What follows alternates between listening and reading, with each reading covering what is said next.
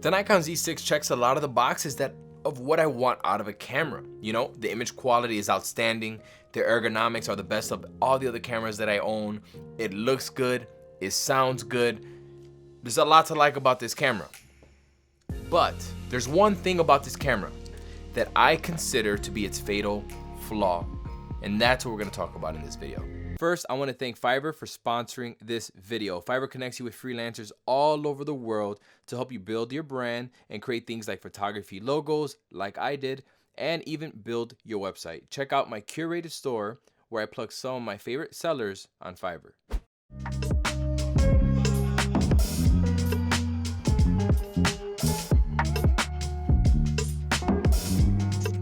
In this video, I'm gonna be shooting with the Nikon Z6 and the 35mm f1.8, 50mm f1.8, and 105mm f1.4. I'm gonna be switching out, shooting natural light only. So as we were walking down the beautiful river walk, I noticed when I looked back at her, she had such beautiful light on her. I was like, where the hell is that coming from? And it's actually coming, there's light bouncing off that building up there. And that's one of those things I always preach, is look for natural reflectors, because instead of this shot being a backlit shot where I would have to recover the shadows, I don't have to do any shadow recovering. You know, she's perfectly filled in already with light, and we got a nice rim light.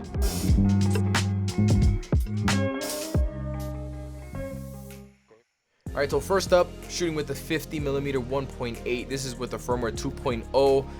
And as you see, everything's working great. I autofocus is working good. I mean, all the shots were in focus and I was having a great time. What can I say?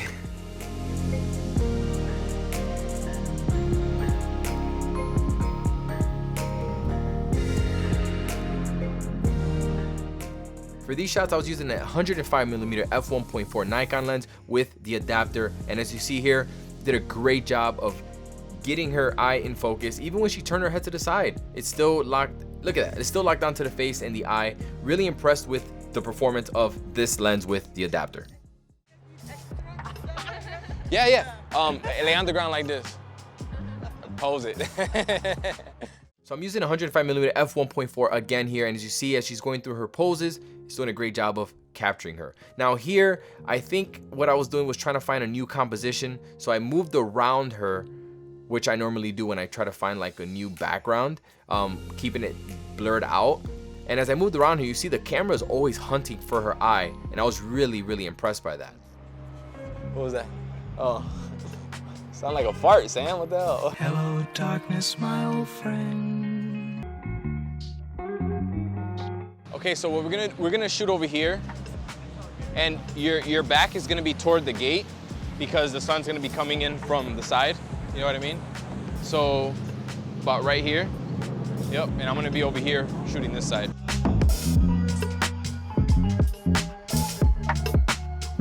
See, the focusing of Nikon is a little iffy. See, the thing is with these Nikon cameras on wide, see, okay, so it grabbed their face now. See, now it happens. You know, it's like when you go to the doctor, you know, and then the pain goes away. See here, it doesn't know where she is. Oh, now I found her. See, what happens normally is that it focuses on the closest object, so it's the railing. See how it doesn't grab her? See, now I grabbed her. Good. Just like that, yeah, look down again the way you did. Come on. Oh, here we go, Nikon. What are you doing? Come on. It does not focus on her, dude. I swear to God, hold on. Now it did it. Okay. So this is what I've been wanting to talk about. Do you see this? It's focusing on the foreground there on the railing when it should be focusing on her. She's clearly the subject. Now here, it's completely focusing on the background, and I'm tapping that shutter. I am tapping the shutter. It will not focus on her, and I don't get it. Have you guys noticed this with your camera? Let me know. After you're done, we're gonna go. She's gonna go there with you. Don't send it to his wife now. Hold on a second, hold on. Why isn't it? Okay, what the hell's going on here, Nikon? Toward the end of the shoot, I started to go with single point autofocus, and that's when I started to get 100% accuracy with no hiccups. So this was my workaround. A couple months ago, I did a photo shoot with the Nikon Z6 when the new firmware came out. And this was the first shot of the photo shoot, ironically. And again, it did the same thing. She's right there, camera. She's right there. I'm pressing the shutter. It still won't focus on her. I told her to move around, act goofy. So somehow I could find her. And finally, when she was doing her little robotic movements or whatever, it finally found her. There you go. And for the rest of the shoot, it did a really good job of finding her eye and getting focus. So that's a good thing. All right, I am not gonna get over dramatic in this video about its autofocus and oh my God, it's the worst. No, it's not. Actually, I would say that it works great 85 to 90% of the time. Granted, I mostly shoot portraits, and that's where the problem lies. When you're shooting portraits with someone's right in front of you, and I usually shoot wide area AF, I let the camera do the thinking for me. I let the camera determine that that's the person and that's the eyeball that I need to focus on. The Sony and Canon EOS R work almost 100% of the time. You know what I mean? Especially when someone's right in front of you. The Nikon Z6, the person can be right in front of you, and sometimes it'll just back focus, and I will sit there pressing the shutter, and it will still not be able to identify the person. Another problem that I have noticed with the Nikon Z6 is that there's something in the foreground between the subject and the camera. Let's say leaves, using that as a foreground element. The Sony and Canon will still know that that person is the subject and will focus on the person. The Nikon Z6 has a tendency of focusing on whatever is in the frame first. So if there's leaves there, it'll focus on the leaves and not on the person. That is the trend that I've noticed with the Z6. Sometimes it just acts wonkers and just acts a little crazy sometimes. And that's why I couldn't personally trust this kind of autofocus when it comes to capturing a moment, right? But you know what? Don't take it from me. Take it from one of my buddies who I lent this camera to. He is a diehard Nikon shooter. I'm gonna call him right now on FaceTime so he could tell you exactly what his experience is. And he's coming from a Nikon D810. So I'm gonna call him right now. Julio, what's up, man? All right, Julio. So what camera do you shoot with currently? So currently I'm shooting with a Nikon D810 right here. D810. What are your thoughts about the Nikon Z6 for the first time? So yeah, also thanks for letting me borrow that. I love the camera. I love how it feels. I didn't think I was gonna like just the fact that it was smaller because I like the bigger body, but I did. I love the feeling of it. Yep. The barrels are, they're okay. I thought they could be a little bit better. I love the view. I love looking through, through it. Viewfinder. Everything was just, the viewfinder. It was just so crisp. Yep. It just looked nice. It felt nice. The sound was beautiful. Yes. I could listen to that click all day long. Yep. But honestly, at the end of the day, it was the autofocus, man. For me, unless you're shooting something that's stationary, I guess that's fine. But sometimes when you're shooting a model or when you're shooting whatever it is, it's like spontaneous. Especially like if a model is like laughing, you want to capture that like quick smile. Yep. It's just not dependable enough. It's funny because even with stationary subjects, I have problems sometimes with the autofocus, and that's what makes me not like I can't rely on something that can't focus on something that's stationary. Imagine something that's moving. You know what I mean? It's not very predictable for me, at least. If I can't depend on that autofocus, to kind of like just hurry up and capture it, it's just like, to me, at the end of the day, it's just a deal breaker for me, man. Damn, man. Yeah, well, I mean, I kind of feel the same way, but man, appreciate your thoughts on the camera, dude. Appreciate you, man. Julio. Yeah, I know. Julio, by the way, shoots a lot of dancers, he does all kinds of photography. Check him out.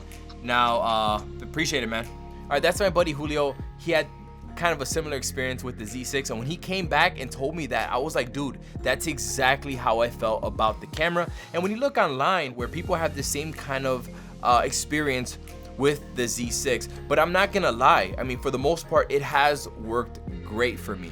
Just at the end of the day, when you look at the Nikon, the Sony, and this one is the weakest in autofocus. The Nikon Z6 works best when you're shooting in single point AF, when you have a little box and you can move it around in the frame. The camera works great, and I've never had a hiccup when using the box, right? When you're using a single point, when you're using auto area AF, that's wide area, that's when I have those issues. So, I mean, the camera is very capable. You just have to learn its quirks, just like any camera, I guess. Every camera has its quirks, but you have to learn its quirks with the autofocus and learn how to work around those inconsistencies, right? So if I had the Nikon Z6, if this was my camera, I would know that when I'm just trying to focus on something and it just starts to act a little weird and start focusing on back focusing or front focusing or whatever, I'm gonna go straight to single point, and I know that I'm gonna get reliable focusing with this camera. So in one of my previous videos, I did mention this problem with the Nikon Z6, and I know a lot of Nikon shooters agreed with me, and they said, yeah, I've noticed this. Hopefully they can fix it with firmware. And then I've also had the Nikon shooters that disagreed with me and said, hey, this camera has not done that. It has been working perfect for me. And good for you. That is great to hear. Now, full disclaimer, okay? I have not tested the latest firmware because the latest firmware just came out. I believe it's 2.10 firmware or just 2.1. The ones in the video are footage of the Nikon Z6 of the firmware 2.0 and the firmware 2.01, I believe. Those were when IEF came out, and then they made another improvement, and now they made another improvement with 2.10. I have not tested that yet, but I was in my house. I updated this camera to 2.10.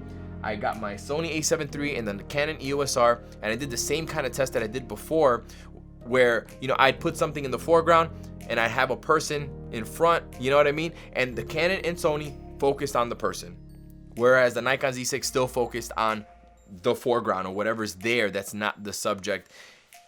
To me, it shows the same characteristic of the previous firmwares, but I'm not making any claims because I have not gone out and tested it yet. So I can't say anything until I do, but I still feel like it still suffers from those same problems. But anyways, let me know what you guys think. Nikon shooters, have you seen this? Have you seen this with your copy? Have you not seen it? Let me know down in the comment section below. I feel like I just had to get it off my chest, you know. Now, I want to send a quick shout out to my sponsor for this video, Fiverr. Fiverr connects you with a global community of freelancers and helps you build your brand, including local designers, copywriters, website developers, growth hackers, SEO specialists, and more. Fiverr has the talent to get the job done and get it done fast. Check out my curated store down below in the description box, where I give my top recommendations of Fiverr sellers. And if there's anything you'd like me to add into my store, drop a comment down below. All right, that's all I have for now. I'm on to the next one.